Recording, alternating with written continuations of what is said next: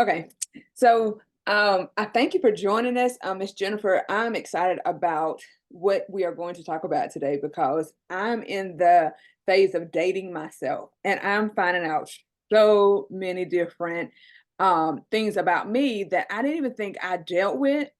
And so Mm. I want us to get straight into it. I do want you to introduce yourself to the audience, and then I want you to explain what the attachment style that we're going to be talking about today. I want you to explain it to the audience so they can understand. Then we're going to get into the dating portion of it, if that's all right with you. Yeah, of course. Well, thank you so much for having me on. It's really lovely to meet you. My name's Jennifer Nurek.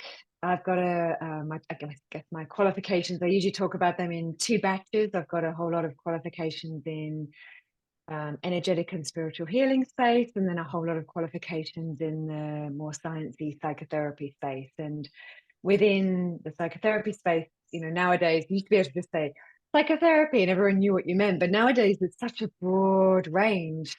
Um, so I use the things that I found really helpful for my own system. I'm a therapist who goes to therapy, still go to therapy, I go to supervision. And so I use the things that I've kind of gone, oh, that made a real impact. So one of the things I use a lot is something called parts work. You might have heard of it as inner child or reparenting.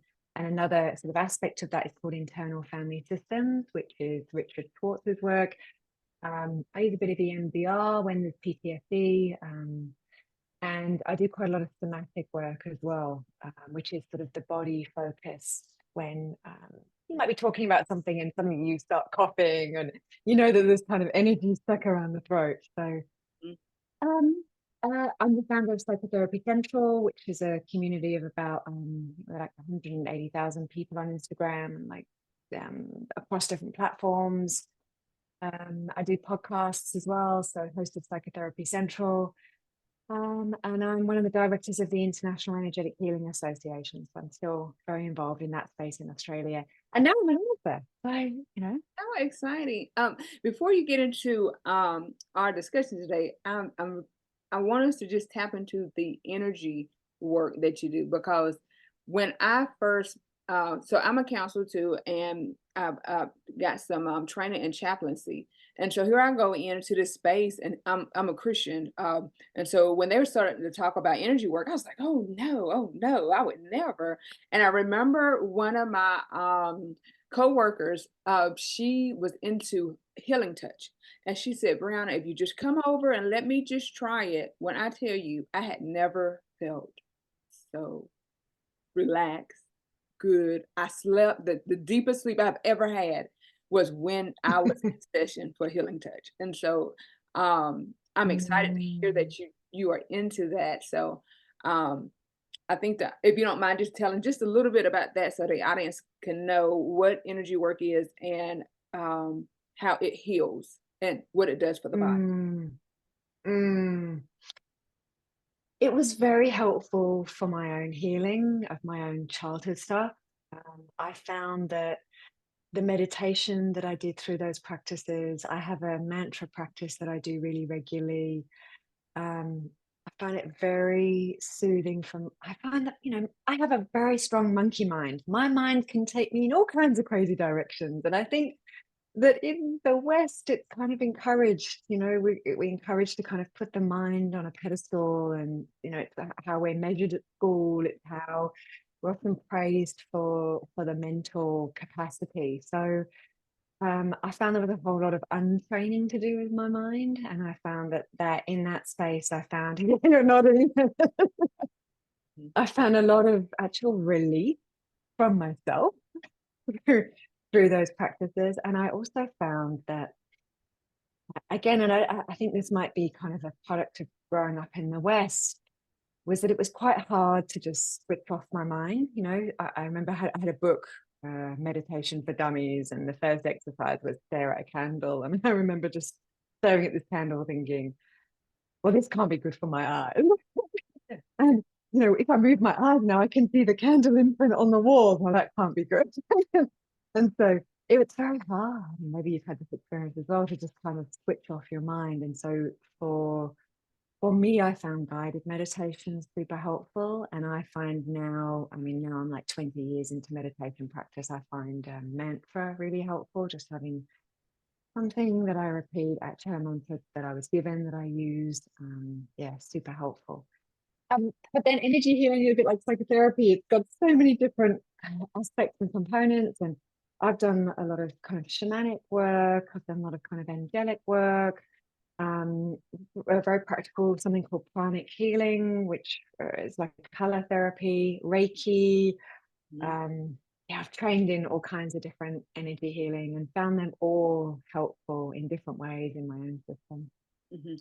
I think that's really good. I'm sorry to have sidetracked you like that, but when you said that, I was like, "Oh my gosh, yes, yes, yes," because I did, because when I went in because of my upbringing, I was like, "Oh, that is, this is demonic," and no, I'm not gonna get into that. But when I did it, I found myself just being able to be in a space of relaxation, and that was my issue was that my mind Mm, continuously would just think and think, and it would never shut down. And so I meditated. Um, I learned from that. I learned how to meditate deeper because I was already meditating. I always had a time in a day where I would sit and just sit with the Lord, and I could meditate, but not on that level after learning how to through the healing touch and things of that nature. So I think people really, if they gave it a chance, they would find out that, like you said, if when you get to the place where you can shut your mind off, you can really heal a lot of things that is going on within your body. But that's a whole nother subject. But I just wanted us to touch on. Thank you so much. mm, Thank you so much. But so our topic is anxious attachment, and I am excited about this because again, I am learning so much about myself during this dating scene, and it's so different. yeah. I'm an older adult, and it's like, wait a minute, what is out here? And I think this is me. So I'm gonna let you take the floor. Yeah. Um, so attachment theory came out of research from someone called John Bowlby and Mary Ainsworth, and they did these experiments with children, young children, called the strange experience, I think it's called, and they would the strange situation, that was the name. So the mom and the child would be together, and then they would experiment with the mother leaving. How does the child react? Then the mother comes back. How does the child react? Then the mother goes again. How does the child react? A stranger comes in. How does the child react? The stranger leaves. And so they kind of orchestrated this coming together and separation from the attachment figure. And back when they were doing these experiments, it was predominantly the mother. So I use that word a lot. But it's essentially about coming together and separating from our main attachment person. So biologically, humans are wired to connect. As a species, if we're left in a forest, probably anything below the age of 8, 9, we're very likely to die, right? We're not going to survive. So we have a, and when, and we have to be carried around really until, I was still carrying my daughter around, not constantly, but picking her up a lot when she was still 2.5, 3. So there's this very strong imperative biologically to stay connected to our person. That research showed that some children would have what they called a secure attachment, 50% of the population. And then 50% of the population had what they called an insecure attachment. And that fell into 3 different categories: disorganized. And disorganized is about 3% of the population. And it's where I desperately have to stay close to my person to stay safe, but that person is also a source of fear sometimes. And so then sometimes they are very unsafe and I have to get away from them with an equally strong pull away. So they're left with this kind of, I won't have to be close, I have to be far away. And it's quite intense. That's usually comes from there's been trauma there usually. Mhm. So then the rest, that sort of other three, that other, what would it be like, 47% is split between the anxious and the avoidant, and about 50-50 that split. So the avoidant style is where we've reached out for connection, And that connection hasn't been met enough of the time. And so, I always like to say here for moms, the goal is not that we're there 100% for our kids. We don't want to kind of jump all the time, because there needs to be a bit of space where we can also learn, oh, I can do that for myself. Oh, I can put my shoes on for myself. Or I can get attention when I need it. So but it's enough. And they say it's about kind of 50%. So when the child really needs you, and as a mother, do you have kids? Yes, I have two, and I have a daughter who actually went through chemo, and she has developed Mm. a her attachment is very severe. Uh, she does. I'm her Yeah. person. So yeah, I under Yeah. you're as you're talking, I'm like, Yeah, yeah, that's it. And of course, if you feel unsafe, absolutely, and feeling unsafe in your body, you're not sure what's going on, you move closer to your person to stabilize and stay safe. Oh, yeah, beautiful. What was I saying about kids and when you're raising them? And that's yeah, obviously they need a little bit of space as well, but being there enough of the time. mhm, So avoidant. Okay, so I'm reaching out, and for whatever reason, maybe the adults are working two jobs and I'm home alone a lot. Maybe my main carer has a really severe depression and is really not getting out of bed and taking care of me. There can be a lot of different things that happen. But anyway, I'm reaching out for connection, for my needs to be met. And for whatever reason, they're not being met. Maybe I'm being told to shut up, go away, who knows. mhm, So I learn that there's no point. There's no point in me reaching out anymore. I might as well take care of this shit myself. There's like a hopelessness that comes with it. And these kids can often be, people will often look at them, oh, they're so independent. Oh, they're so like a little adult.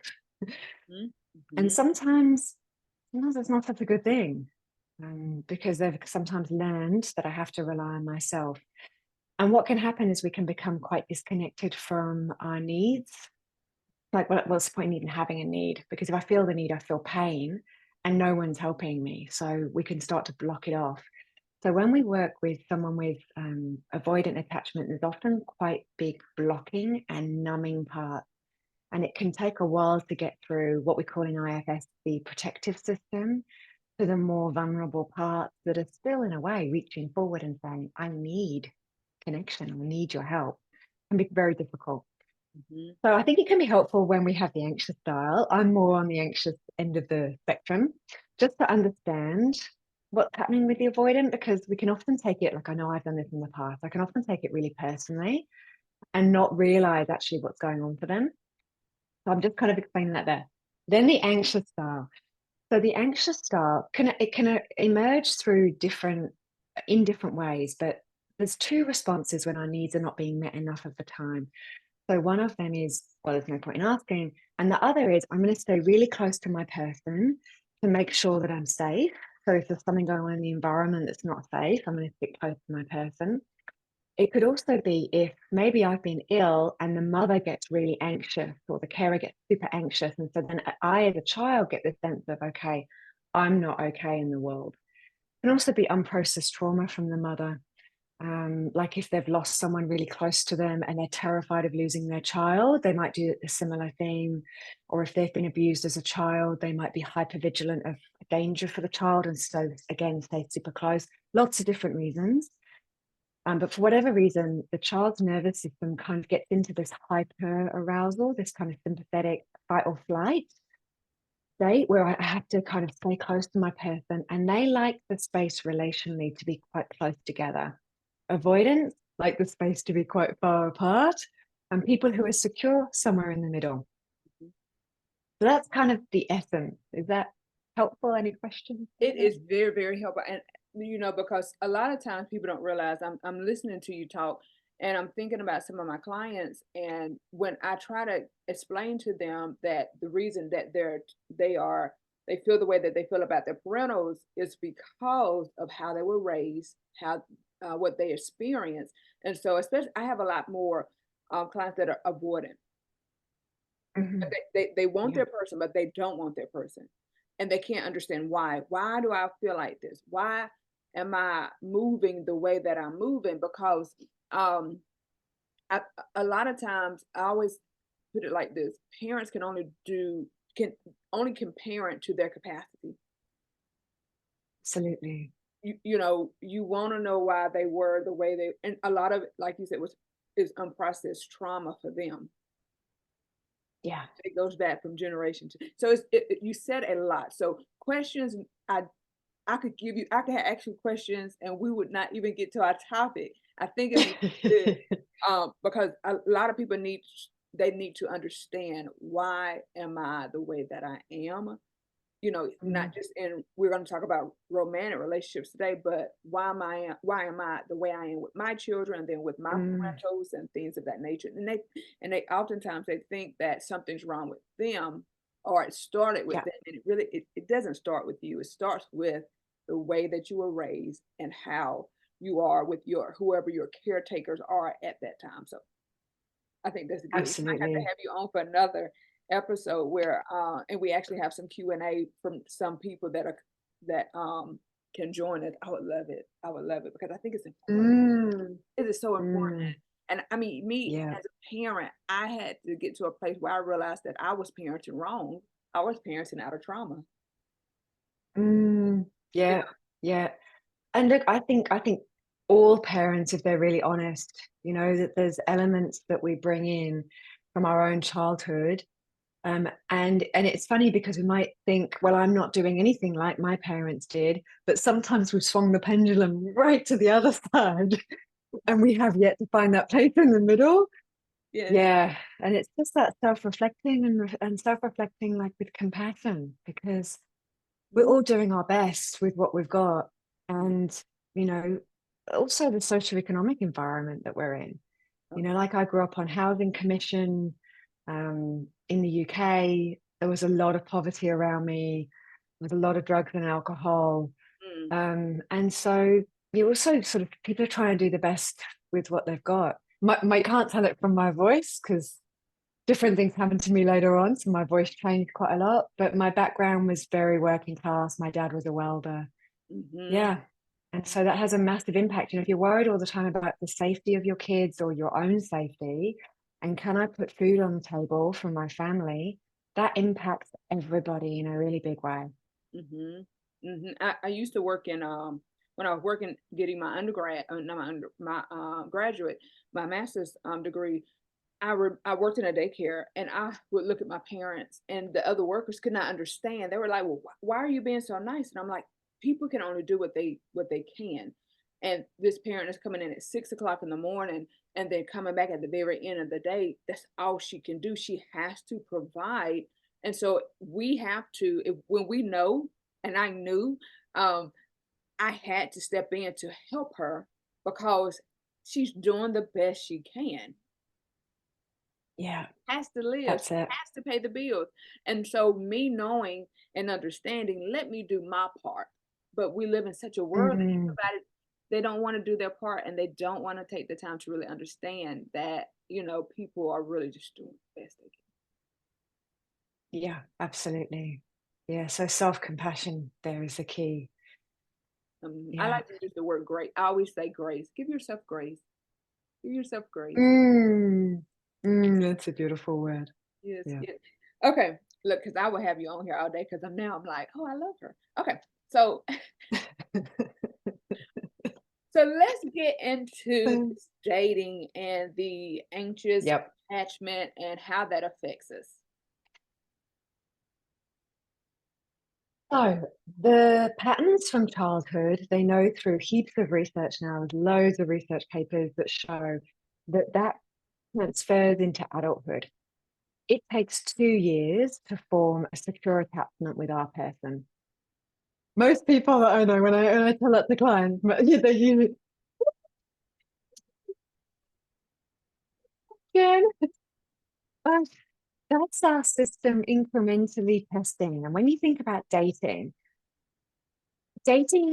really is a space to allow us to get to know each other. Are we a good match? I remember while I was dating my current husband, I've been with my husband, we've been married for 18 years. I've been with him for over half my life now. So long time. Yeah. We went traveling, and I remember being in India with him. And I was in a post office and I was packing this stuff, and I looked up and I realized that a bunch of Indian men on the other side had all been looking down my top while I was doing it. And so I wasn't wearing Indian clothing. I was wearing more Western clothing, but I had my shoulders covered and my ankles were covered. But when I leant forward, it was like a t-shirt and it kind of leaned down. And I was so cross. I got so cross and I went over and I gave them a piece of my mind, but I could feel inside I was really angry. And I remember coming back from that trip and thinking, he's seen the worst of me now. That was probably the worst. If I was hiding anything, that was probably like the worst that he's ever going to get directed at him or anyone else. He still wants to be with me after that. We're good. And so dating essentially is this kind of we're exploring. And so when we have the anxious attachment, we're super sensitive to the relational distance, but there's going to be distance in dating. And whenever we're in a relationship of two, we're always closer or further apart all the time. So when we're naturally anxiously attached, there's always this, and it's very subconscious, but this very subtle thing of how close is he today? How far away is he, she today? What's making me feel close? And it can be quite subtle because when we've got the anxious system, we get really attuned to just little looks away. When we reach out in little ways, like, oh, look at that out of the window, and they're distracted on their phone, that can not only be, well, that's a bit rude, but it can also be kind of a pang of pain of, oh, I know this feeling and this sinking feeling. And then the thoughts can come of, he's not interested. He's more interested in, like, what's he doing? Is there somebody else? And the mind can quite quickly, from a really quite a small thing where he might just be in the middle of a really important email or so who knows, it can cause quite a lot to happen internally. So we can get quite a lot of flooding happen. And that's when there's a lot of emotion. And it's quite difficult to distinguish what the different emotions are. It can just feel like, well, I'm angry and I'm afraid and I'm can be quite a lot all at once and difficult to unpack. So first up, it's difficult for anxiously attached people when we're dating. And I just want to name it because our nervous system, it does tend to rest in that fight or flight. And we can tend to get flooded with emotion, especially around inconsistencies and separation. Uncertainty is also difficult to manage, especially as we're starting to transfer our attachment stuff from friends and family onto one person. It's going to re-trigger the childhood stuff of being with one person again. So the uncertainty is trickier than for other people. And there is this uh, feeling, and it's often like for me, it's often quite a visceral felt sensation of wanting to be connected, of wanting to be close, liking the smell of my person, liking the feel of touching my person. You know, there was this quite in a way quite childish, but natural, like human. And I think another thing that can happen with the anxious style is we can often shame ourselves for having too much emotion, too needy, Mhm. and we tend to go into partnership with the avoidance style. That's a whole other topic. I won't go into it now, but there is a tendency to go back to what we kind of knew. Mhm. There's something that's kind of magical and mystical and familiar in that space. So we'll often tend to end up with being more avoidant people. Now their system is much more shut down. And so they'll look at some of the reactions and kind of be like, geez, that's like a huge overreaction, Mhm. right? Mhm. But it is for them, for their system, because their system often doesn't have such strong emotions, whereas our system will. So just clearing up a few things about dating and about misunderstandings before we go in.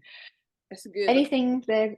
Mm, Yeah, because when you were talking about the need to touch, I had early on when I first started dating a couple of years ago, I found myself um, wanting to touch. I needed to touch. I needed to touch my person. I needed to smell. And I mean, and I said, he probably thinks I'm weird. I needed to smell him. Like yep. you know, Me too. It's really big for me. yeah, Yeah. I Yeah. need to Yeah. let me hear your heartbeat. I would run and hug. Let me hear your heartbeat. Like I just need to hear your heartbeat. And it was he Mm, like what? And but I needed that. For me, I needed yeah, it, you know, yeah. and like you, I go to I have a therapist that I see too, and so we were literally just talking about this today, and I was Mm, like, yeah, I said that it's big for me. I need to, and it reminds yep. me because my daughter has anxiety, and so Mm, because I mm, am her person, her need to touch, her need to be close to me is uh, is the same but different because anxiety, I calm her. So I'm the one who calms her versus, hey, take yep, lavender or here's a bear. I'm her, all of that for her. But yeah. yep. Yeah, yeah, so important. You're her co-regulator. You've got your nervous system in that social engagement, and she's in that fight or flight, and she's coming down to match you. Yeah, beautiful. I mean, that's such a gift to have that nervous system around as a kid. Yeah, I want her to get old because I'm like, mom's not gonna always be here, so we have to find other things, to help you. But yeah. Mm, mm. Thinking about that. Yeah. All right. Shall we um move into the dating tip? Hmm. Yep, we're ready. All right. So we've kind of named that it's tricky. Okay. It's tricky when we have the anxious style. The whole process, because there's so much uncertainty involved. So number one tip is slow down. Because there'll be a tendency to want to get really close really fast. And it's almost like retraining our body, our nervous system, our psyche in, and maybe you could have a word, like a word floating around that's helpful, like curious. I'm just going to be curious. I'm just going to experiment with, as I step closer to him, I'm just going to be curious. How does he respond to text? How warm does he feel when we're in person?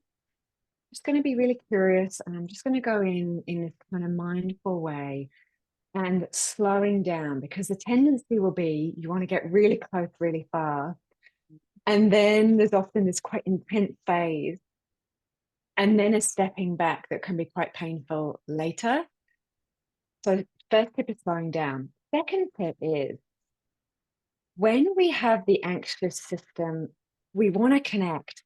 And so we can kind of inadvertently be trying to make them like us, right? Almost like going for a job interview. What does he want me to be? What kind of person does he like? And almost kind of very subtly trying to be who they want us to be. So tip here is to remember that really you're assessing, are they the right person for you? So flipping it. Again, it often happens quite subtly in that kind of an unconscious way, but getting mindful about just little bits of, I mean, obviously when you go on a date, you want to look your best, but really tuning into, why am I doing that? Am I dressing for me? Am I dressing for him? But really kind of, and I like to think of it as like you're interviewing him, not like you're sitting down for a job interview, but really you're exploring, getting a sense of how comfortable do I feel with this person? And then some of the keys later on, how do they react under stress, when there's pressure? Really big key one. Hmm. So flipping it into, are we a good fit? And I'm exploring, is he a good fit for me? Because the last thing you want is 3, 4, 5 years down the line that it becomes super clear. Well, he said on date one XYZ, and I just chose to ignore it. I think that's the biggest thing because I was having a discussion with someone and I said, a big thing for us with this type of attachment style is that we know what our values are, right? We know what it is. Mm, And we were knowing from the beginning, this person said, I don't want to get married. But you'll still sit there like something's going to change. And 2 years mm, into it, you still don't have a ring. You're still not married and all of that. So, and it's like but you went against your values. So literally went against what you believe within in order to get them to hoping to get them to like you and change their mind about their value. Mm, mm. Yeah, so that's a great tip, is believe what they say. Hmm. If they say, I don't want to get married, believe them. If they say, I don't want to have kids, believe them. Hmm. Yeah. Another tip is being aware of how you feel when you're around them. Do they make you feel comfortable? Do they have the ability to kind of laugh at themselves and take themselves lightly, but not in a derogatory way, just in kind of a light way? How do they talk about other people? But really the key there is how do I feel when I'm with that person? And that's where internet dating can be quite tricky. I'm often encouraging people, arrange to meet up, because there's something different about meeting, when you just meet my shoulders up, it's quite different to meeting the whole person, the way that you walk, the way that you smell, all of that. Yeah.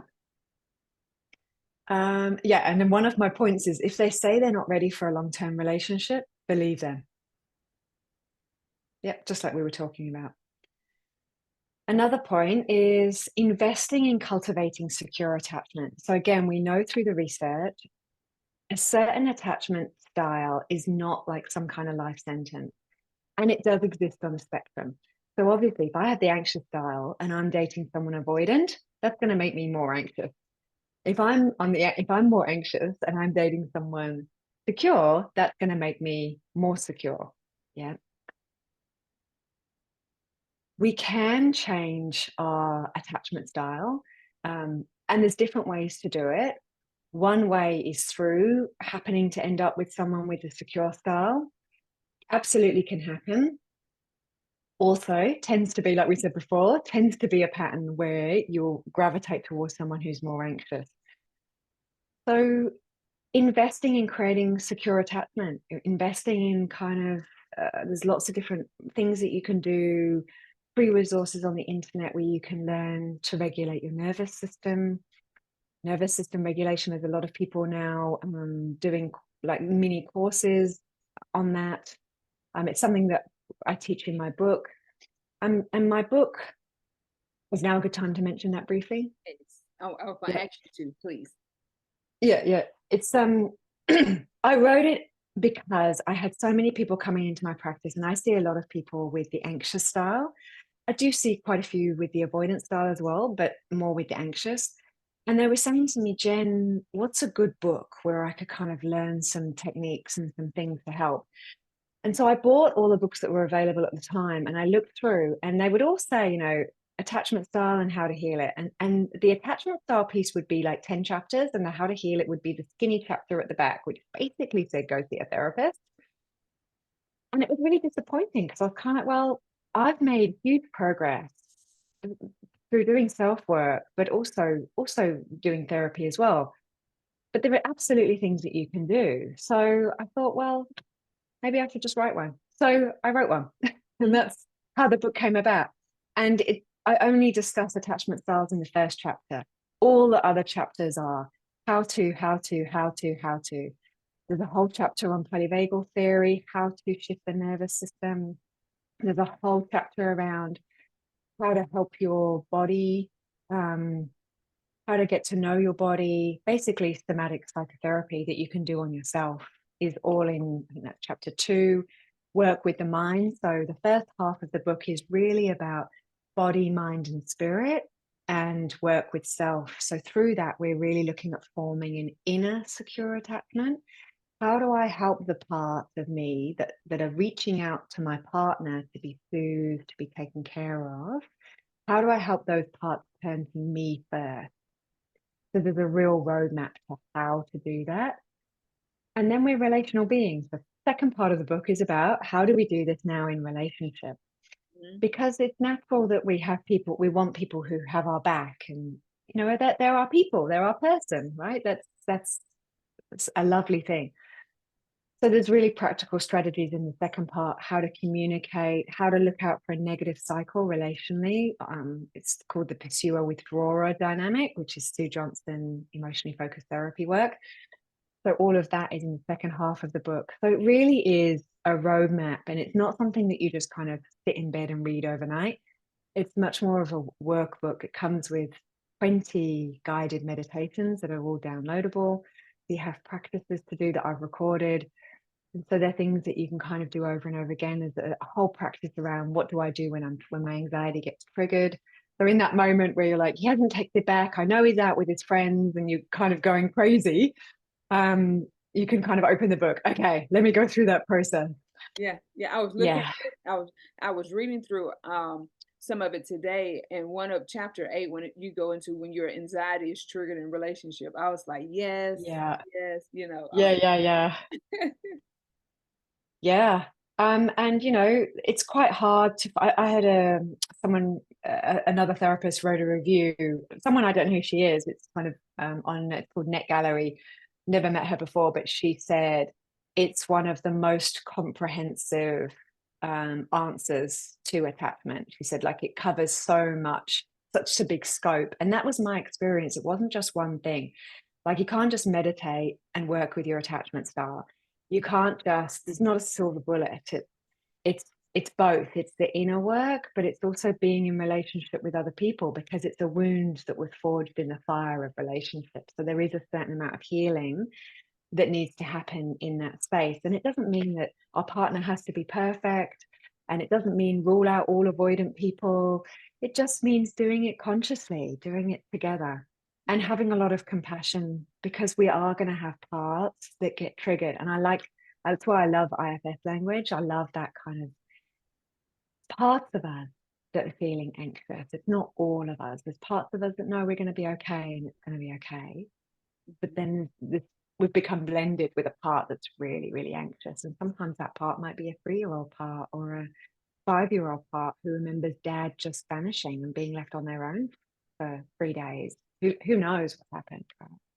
Yeah, yeah. Yeah. I had to go through a part of healing my younger self with this type of attachment style. And I was lucky enough to have I'm lucky enough to and blessed enough to have friends who understand me. And so I can remember one of the big things with me was if I call, I need you to at least let me know you've gotten a call. Let me know you're all right. Call me back. And if they didn't, it would send me into this whole frenzy of and I couldn't understand why. Like, why? And I remember my friend telling me, she said, you know, we are busy. We can't get to the phone every time you call. And when she said that, I was like, oh, I'm hurting her. You know, I'm making her feel some type of way. And so I said, what is this? And the memory of calling my mother and not being able to get her on the phone, that was the trauma Mm. for me. And so for me, Yeah. I had to go back and heal that part of me because I'm not there, but I kept Yeah. reliving it over and over. So I would get so anxious and just, want to Yeah. get in a corner and think, oh my gosh, they're never coming back. And not even knowing, so Yeah. That is such a great example. Thanks for sharing that. Yes, perfect example. And so interesting in that example how it's with a female as well. yeah. Yeah. Yeah. And I Hmm. know that there were times in my life where I had some very close female friendships and we were kind of besties. And they at that time probably would have been my main attachment person. Yeah. Hmm. So some of that behavior can absolutely show up in those relationships, which can be really helpful because we get to see ourselves and kind of go, oh, what is this? And Yeah. then actually teach people how to do that. How do you track back and then discover, how you discovered, oh, it's from my mom not picking up and feeling really anxious. Yeah. And it helped me with dating too, because I would carry that same behavior over into dating. So if I'm dating someone, they didn't answer the phone, it would just take me there. And I probably lost some really good relationships because of it. Mm, mm, yeah, yeah. So the awareness is key, Hmm. and then having enough having enough courage, or sometimes it's carrot or stick. I think with therapy that Hmm. leads us in. Either we're in enough pain, we've been hit by the stick enough that we go in, Yeah. or the promise of what could be the Oh, carrot or stick. yeah. And that's why I was looking. I can't wait till I get to the chapter 10 where you have communicate through your anxiety. The communication, Mm, I just know that chapter is going to be beautiful and empowering because communicating and being able to articulate. how you feel, why you feel, and being able to articulate that to those that you are in relationship with. Yeah.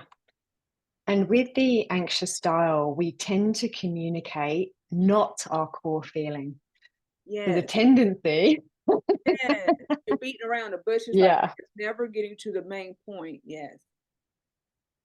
yeah, we usually will. So we'll usually, let's just say, I noticed my partner, we're on holiday, and this is an example I use in the book actually. We're on holiday. We've said we're not going to work for the weekend, and I find him on his laptop answering emails. And then I walk in and I see it, and my feeling is he doesn't care about me and the kids. Work's more important. Oh, here I am again, feeling not as important as everyone else in my family. What do I do and say? Here you are again. You're your laptop. You didn't care about us. And so Mhm. it comes out as angry. Um, And then that causes defensiveness in them. Whoa, it's my boss's boss. It's just one email. Crikey, we've been together all day. So they get defensive. So we've actually now got more distance. So I'm wanting more connection, but I've actually created more distance. Mhm. Whereas, and this is a process I take people through in the book, if we can drop down into that, what is the core feeling? Can I express that? I feel really sad right now, because we'd kind of promised that we weren't going to answer emails, and I've got this, my stuff is around not feeling as important, and so I've got this like I'm not as important as your work email feeling going on. Now that is such a different startup, such a different way to enter into, because that can invite softness in the other. He then has an opportunity to go, oh sweetheart, I'm so sorry, come here, come sit with me, let Yes. me have my arm around you while I answer the email. Yeah. Okay, cool. I'll snuggle in while you answer the email. Yeah. That's a totally different outcome. Mhm. Oh, that is so good because, I oftentimes tell my women that if you can express yourself, articulate yourself in such a way that the ego part of the man, the protective part of the man will kick in. And like you said, he'll Mm, tell you to come over and, wrap his arm around you and now y'all are doing this. And I'm like, it's so much easier that way versus the coming out the other way, angry and yeah. oh, that is so good. That is so Well, good. they call it protest behaviors. It's like we come out with a protest. Mhm. And Sue Johnson says it's like absolutely natural. If we feel distance from our person, it is natural for us to protest. It's like natural. So for us, it's about kind of taking that deep breath and connecting in, because it's uncomfortable to connect in with the pain. Yeah, it's often easier. We feel more, like for me anyway, I feel more powerful. I feel more kind of in control if I'm telling him off and I'm being angry. Whereas it takes vulnerability to really Yes, drop in that's it. and go, actually, I feel really sad here and disappointed, vulnerable, Mhm, but mhm. it changes everything. Oh my gosh, it does. And that's why I think it's important for people to really know who their person really is. Because I think a lot of times Mm, people, like you said in the very beginning, they rush for that connection. They rush into things because they just feel their body feels like they're needed. And so they end up with the wrong person. So being mm. vulnerable is almost off. They're not capable of being vulnerable with this person because they're not safe. Yeah, yeah, yeah, yeah, absolutely. Yeah, yeah, yeah, yeah. Only doing that in this, and you got that in the book, only in a situation where you know that you're safe, because it can absolutely be unsafe to be vulnerable with some people. Yeah, Yeah. this has really been good. Oh my gosh. I really would love to have you back because I mean, I'm sitting here and I'm like, I know the women are going to be, how do you should have asked her this? Oh, you should have asked her that. You are really good. I really do appreciate you. I want you to tell the people where they can get your book from because I have started reading it and I love it. It is a book that you need to take your time, have a notepad, have Mm, I have the e-version, so, I have a notepad, I'm writing and, taking notes, I'm mm, going back, to my own, other books, and I'm like, "Oh, okay," it just makes Oh, sense. So that's so good.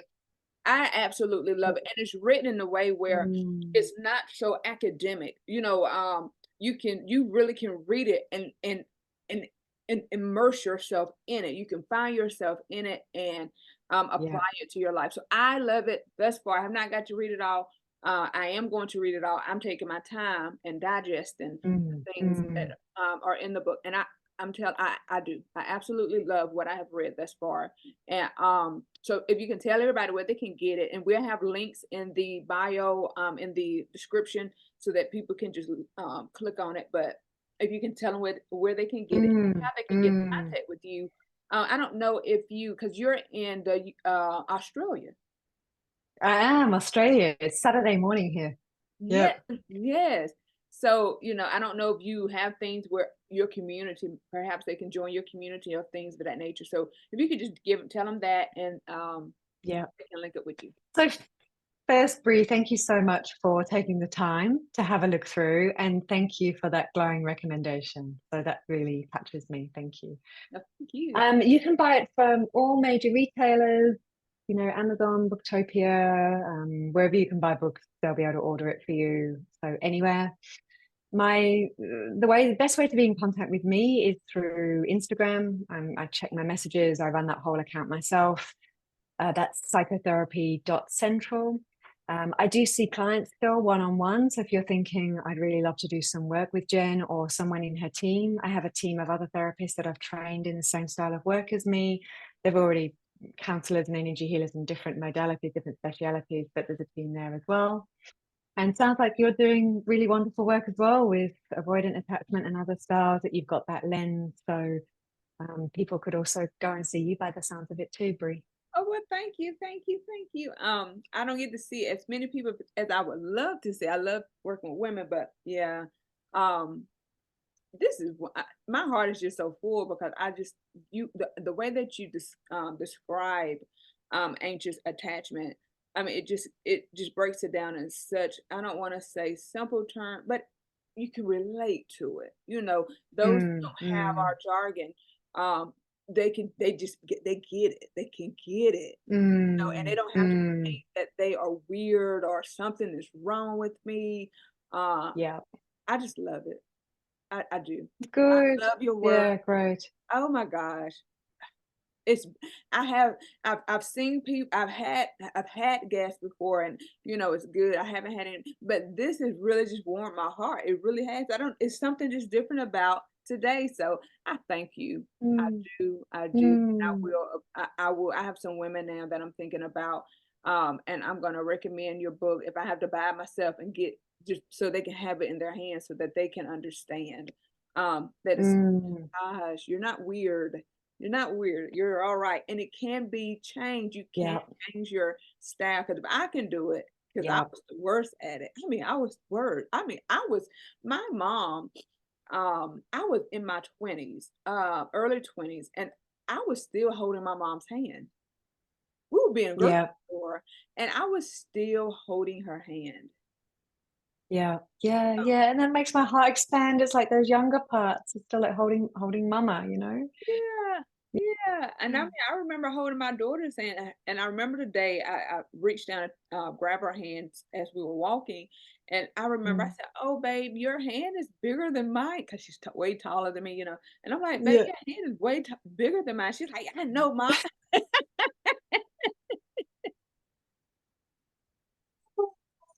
Cute, that's cute. I still when I cross the road, my son's 15 and I'm tall. He's way taller than me. And I don't hold his hand, but I still find myself just holding onto his sleeve so he won't notice. Yes, I yes. kind of hold onto his sleeve, look both ways, Mm-hmm. that mama instinct to keep them safe. Oh It's God, strong. yes, yes. Or I Yeah. know. Now I have a son too. He's 20. And it's funny because he's 24, and sometimes we're going places and he doesn't know what I'm doing, but I do this kind of like just to sniff him. We do that in my family. We do it too. Yeah, Yeah, we're big sniffers. We often will hug and we'll both inhale. Something like that about your people. yeah, yeah. Yeah. Yeah. We laugh about it in my family. We all do it. It's quite funny Yeah, with my kids. Yeah. that is funny. Yeah, yeah. It's just so many different little things that but it was the way that I was raised, and Yeah, then there's a connection in it. And so for all those people who are also sniffers and sniff their families, we got two more here. yeah. We're in a club. Well, I thank you Yeah. again for joining us. I would love, maybe if you have time in your schedule, sometime later on in the year, we would love to have you back. We really would. Yeah. And Yeah. maybe have some live Q&A because I know some of the women are going to be like, please, please. Um, Absolutely. And we could even do a session on the avoidance style. We could even do a session on trauma. It's another sort of big topic. So, but yeah, thank you so much for, I loved being with you. So lovely to meet you. You've got such a warm energy. I can see how you've done a lot of the prayer and the spiritual work. I can feel it. So very yeah. heart. Oh, well, thank Really lovely to meet you. you. And Look, I feel like your kids are so lucky. Mm, look, mm. I wish kids tend to kind of take us for granted. But then when I have just learned how to go on trips without them.